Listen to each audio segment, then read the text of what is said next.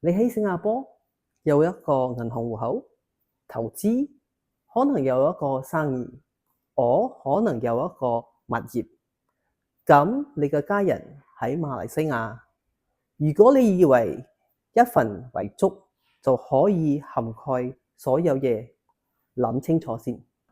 如果你以為你嘅馬來西亞嘅遺囑會涵蓋你嘅新加坡嘅資產，其實唔係。馬來西亞同埋新加坡有分開嘅法律制度，每一個資產都會被凍結。你嘅家庭喺兩個國家都需要律師，佢哋會經歷嘅係好貴嘅律師費啦，同好事嘅程序，叫做遺囑認證，終身加封。同時，你嘅生意夥伴陷入困境，你嘅投資被凍結，你嘅家庭都係爭執緊。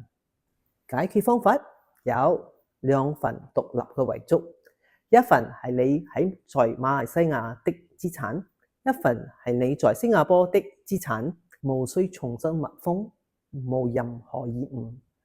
你嘅銀行戶口、投資、生意、物業，全部都有保障。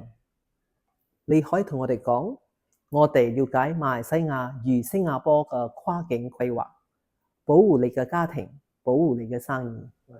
先安排，再安心。